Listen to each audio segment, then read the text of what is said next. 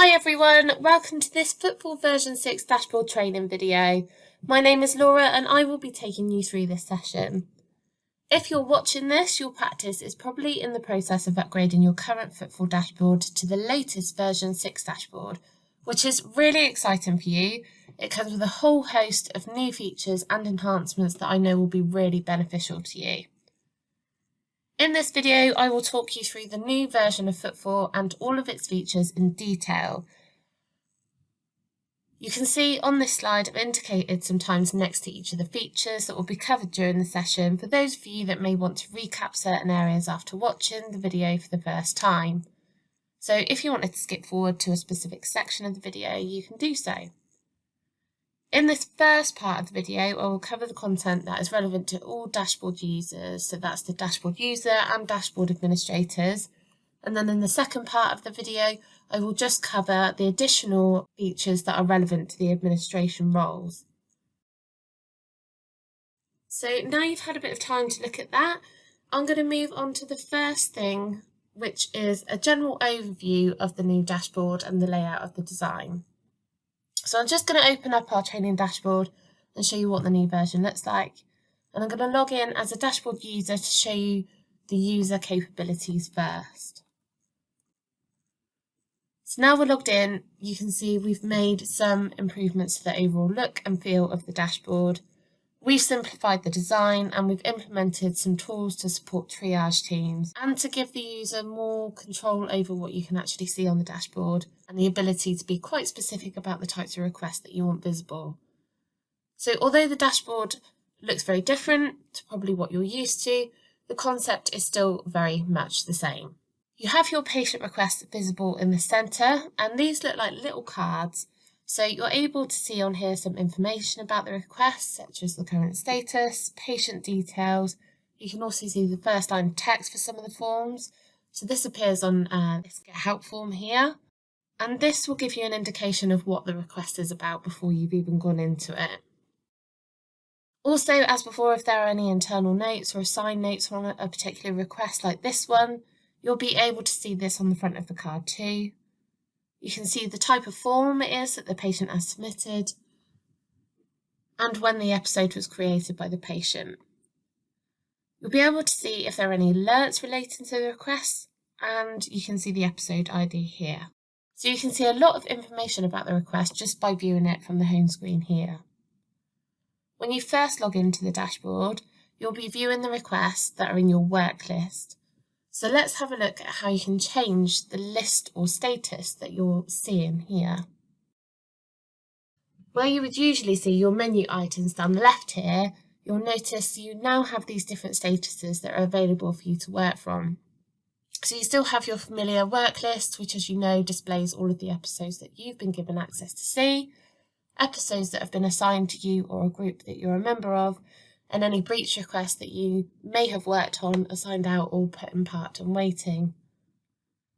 The part and waiting statuses act in the same way, so therefore holding requests for either internal or external purposes. The all open list gives you the option to see all open requests that you have access to see in one place, so whether the status is new, parked or waiting. And then you have your usual assigned summary and closed statuses here too. What you can see is we've now introduced some different statuses as part of this release to help you manage and prioritise requests coming into the practice. So we have new requests and new reply. So these are being introduced to give you the ability to differentiate between a patient's initial request that they submit for the first time and then any subsequent replies that have been received. So new requests will display episodes that have not been looked at, or where a reply hasn't been sent or a status change has not been made. Then the new reply displays episodes where a patient has replied after a response from the practice. So by separating these request types, your practice team can easily prioritise workload. You can identify which are the initial patient requests and which are the ongoing online consultations. So that's new request and new reply. And then we have breached, which, as the name suggests, lists all open requests that have been breached either by KPI time or an alert that has been set. Again, giving you more control over your requests and enabling you to prioritise and take action on any breached episodes from one place. Assigned to me, so this will show you all open requests that have been assigned to you either as an individual or requests that have been assigned to a group that you're a member of. So if you wanted to prioritise the requests that have been specifically assigned to you, you can work from the Assigned to Me status list. Assigned by me will display all of the open requests that you've assigned to other users or groups in the practice. So this is a good way to keep track of their progress and follow up where required. So these additional statuses make it easier to keep track of and shift resource onto the priority areas. That pretty much covers the changes that we've made in terms of the statuses. Now, the menu items that you're used to see on the left-hand panel is now tucked away into a neat drop-down up here, where you'll be able to see your usual menu items. So admin staff, you will have some additional items on here, which are covered in the video later on. And what else can we see on the home page that is new? So we have these filters, and these work much like when you're on an online shopping site, when you're looking for something specific and you want to narrow down your search results. So you can use these to filter by the status of a request, the type of request, who it's assigned to or assigned by, and alert type as well. So they work separately for each work list. For example, in my work list, I've selected these filters.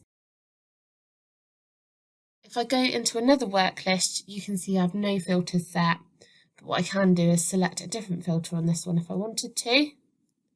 And if I go back into my work list, you can see the filters that I applied earlier on are still there.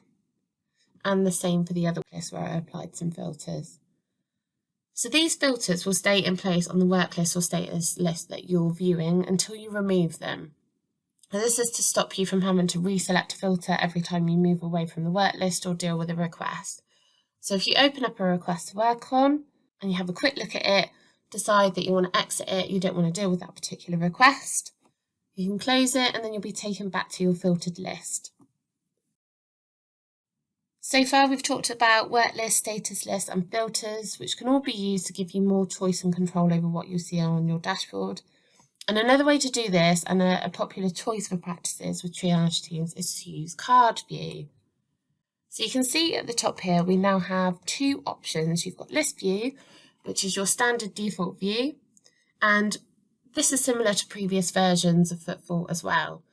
Now with version 6 we have card view, so if I click onto card view, this is almost like a triage mode, and it's used for quickly triaging patient requests. So from card view, you're able to see a snapshot of the patient episode. If you want to preview the request without fully going into it, you can click on this eye icon. And at the bottom of the form, you can see you're able to quickly assign straight from this preview without having to open up the request, view the episode, and then assign. So it gives you a much quicker way of triaging your forms. As well as the preview assign, you have some other options. A nice little feature that works alongside the card view is pinning. So you'll see you've got all these little pin icons next to each of the cards, and you're able to see this in both list and card view. So this can be used to pin episodes to show other people in the practice the request is currently being worked on, it's you that's working on it. Once you've pinned a request that you want to work on, it will appear at the top of your list that you're working on. So even if you, at this point, you decide that you want to change lists, you'll see your pinned request will still stay at the top. And this is down here what a pinned request looks like for other users. So it's highlighted in green, and you can see an avatar with the initials of the user that's working on it. In card view, you can pin a request to perform quick actions from the card itself. So once pinned, you'll see the status, priority, and assigned change into drop-downs.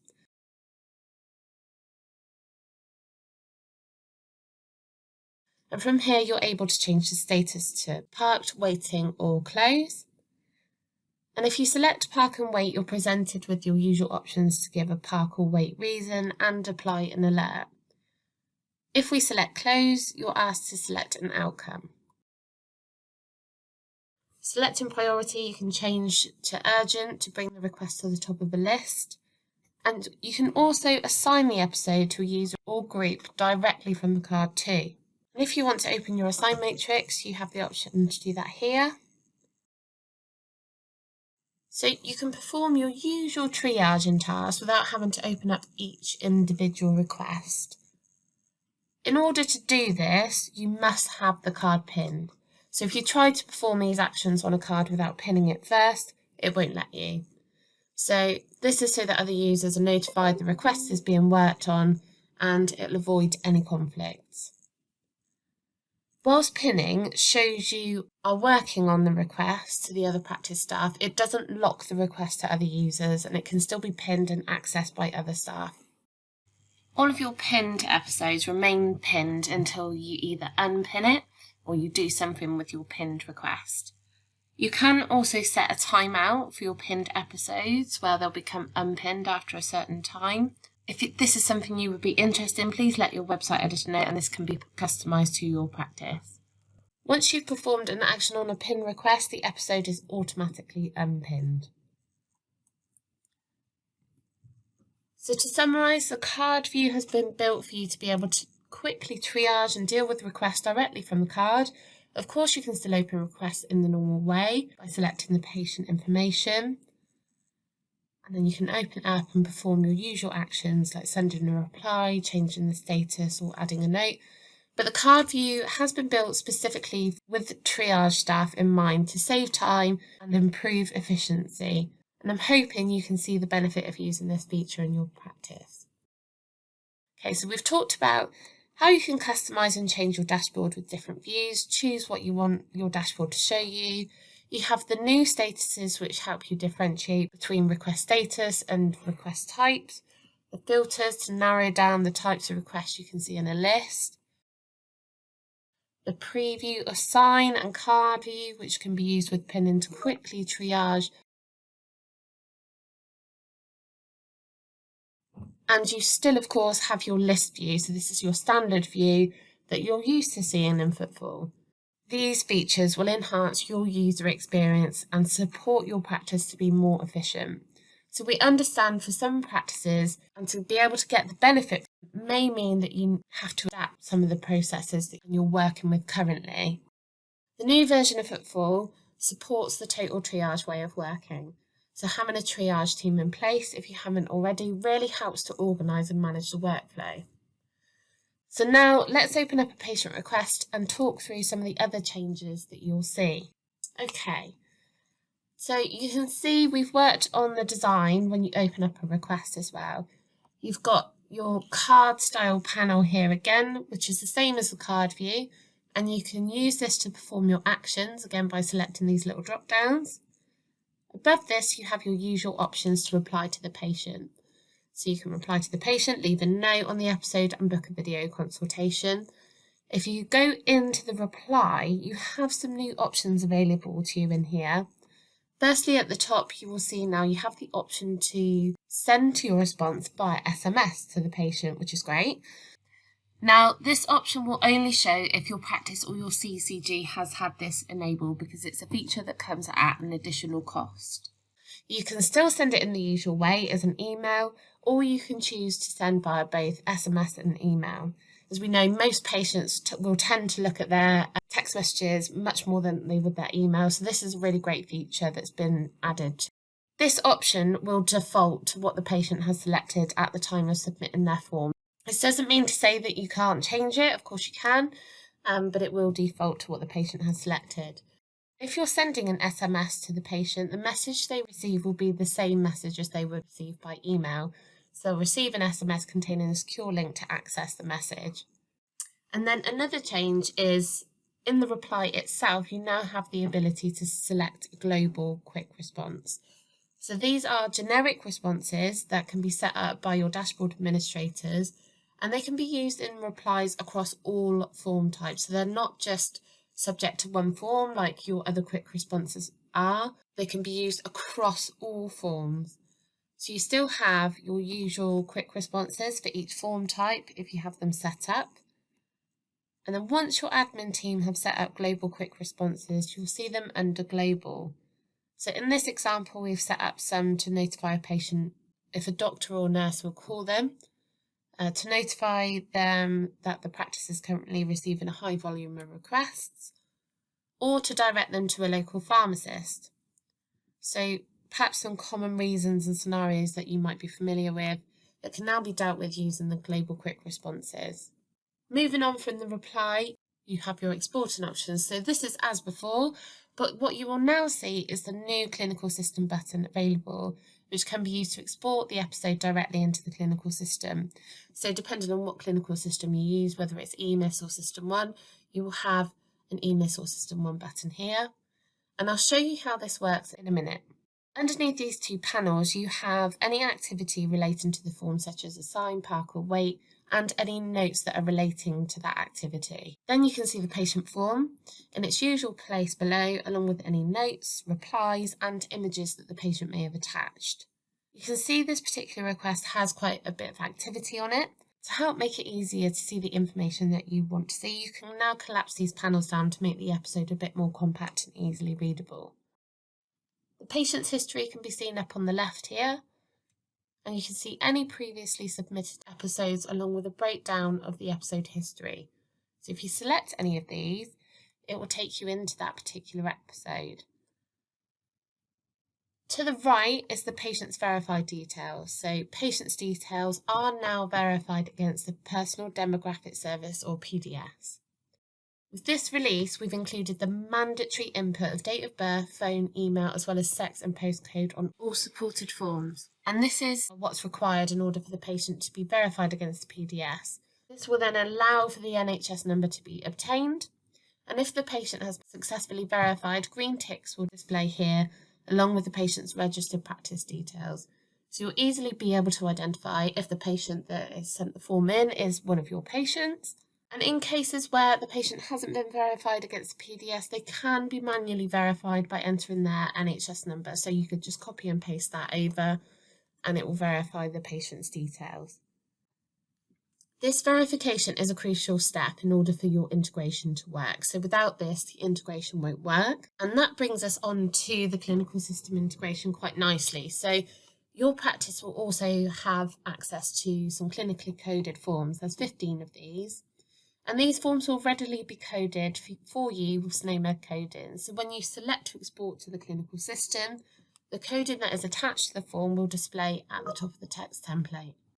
Administration staff have access to add and edit this code into forms, which I will show you later in the session.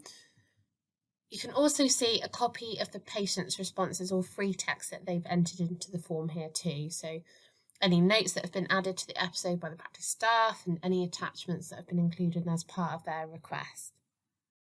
The integration has been a huge part of this release, and we know that it's important for the clinical system not to become cluttered with information.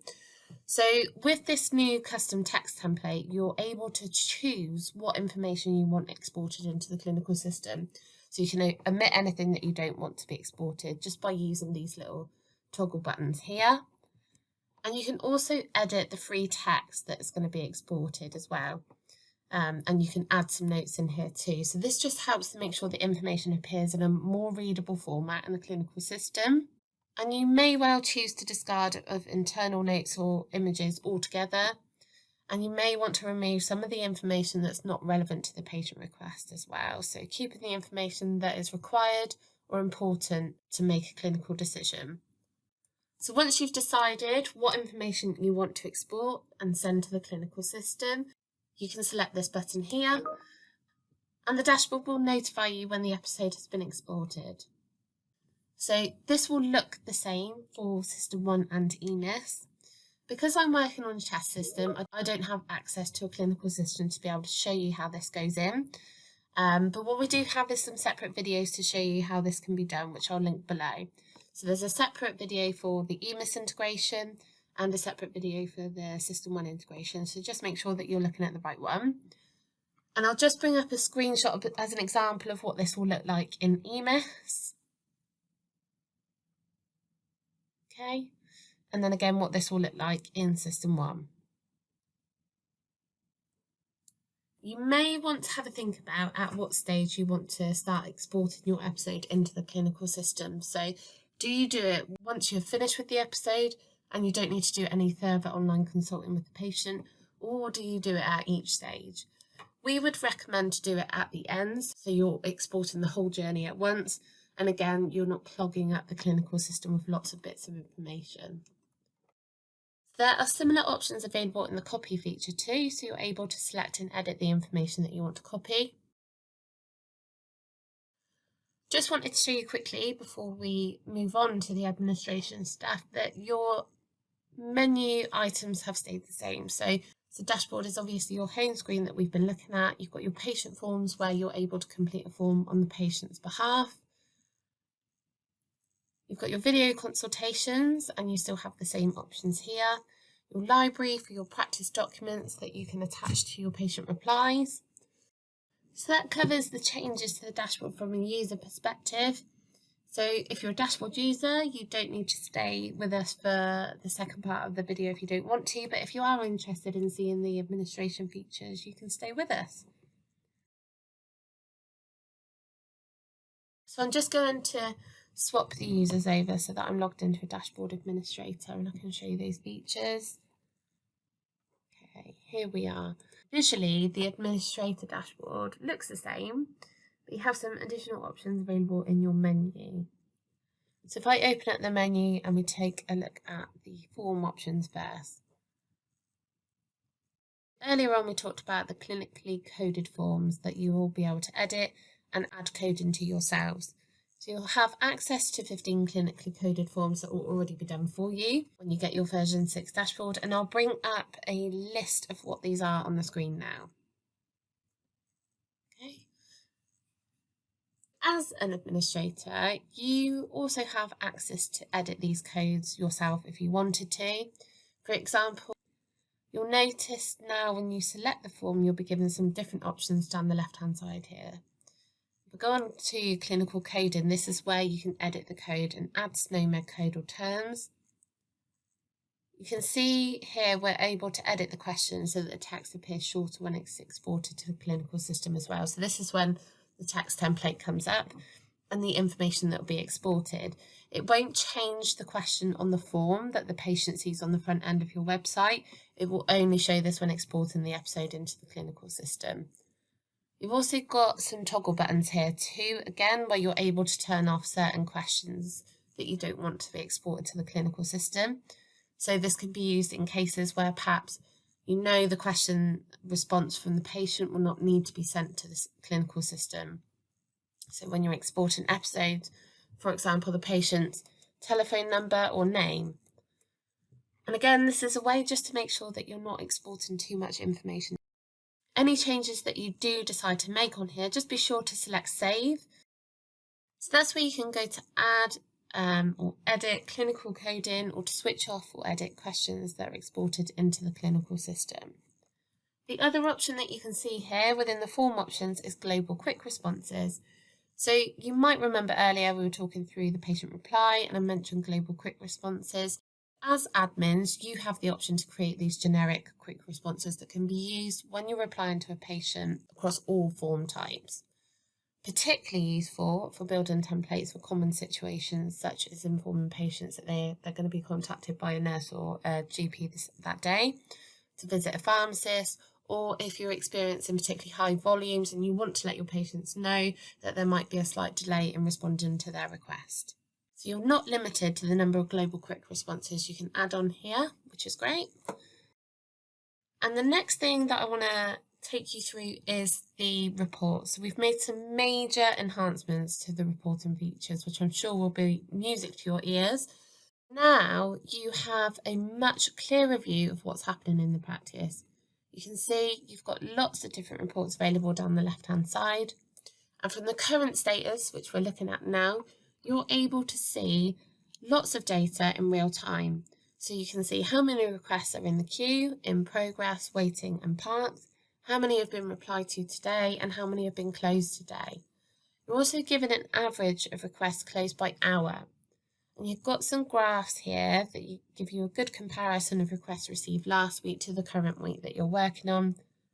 And then underneath, you have how many requests have been closed last week and this week as well. So that's current status. Let's move on to request analysis. So this will show you the average requests received per hour, per weekday, week and month. And of course, as with version 5, you're able to select different time periods. You can select a custom time period. You can select the request type, so if it was submitted by a patient proxy or a staff member, and then you've got the form type as well.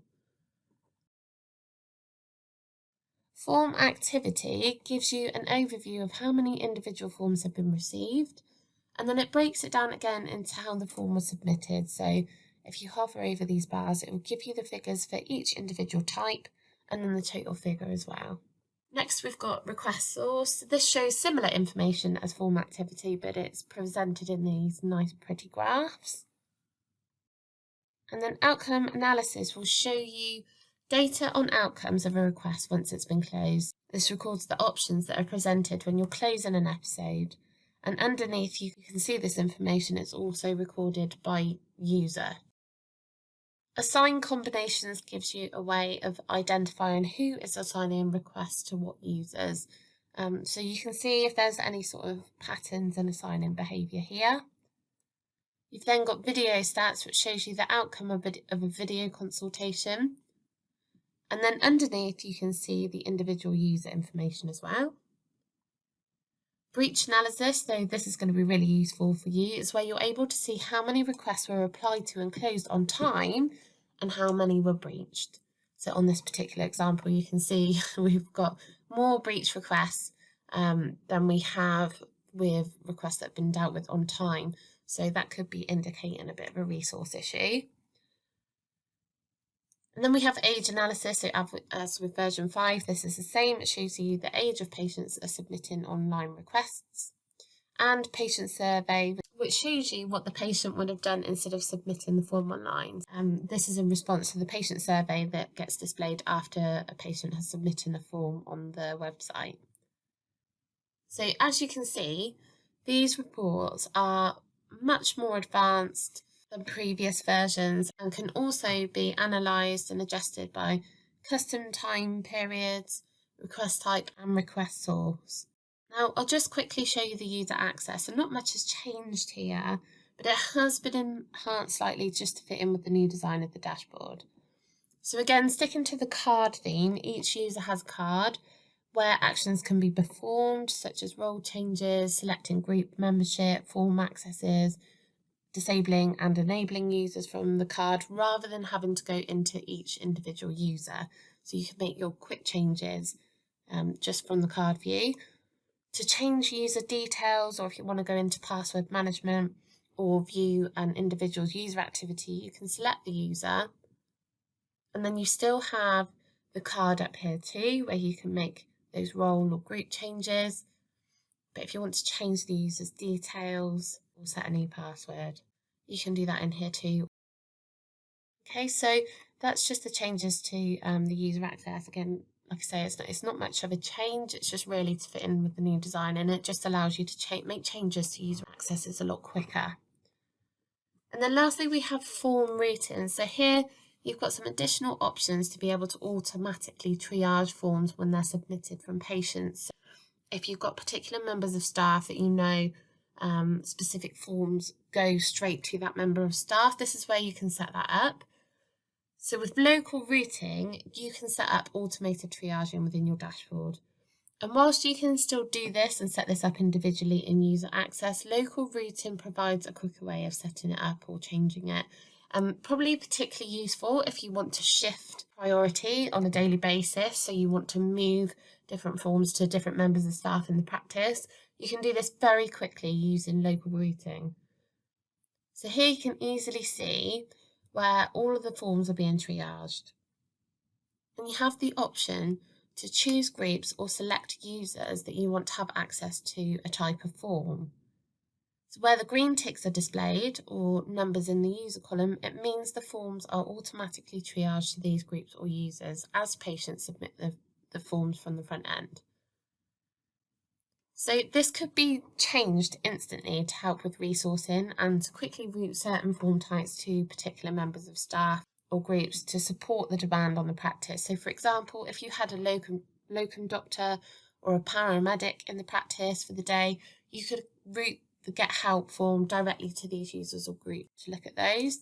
And then as these requests are submitted from the website, they will appear directly into these users' work lists. And then up here, you can search for who has access to which particular form type.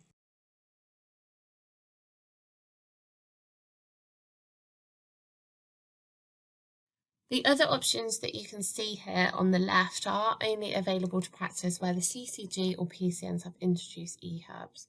So there is a separate video to explain the eHub model, and in particular how to set up an eHub.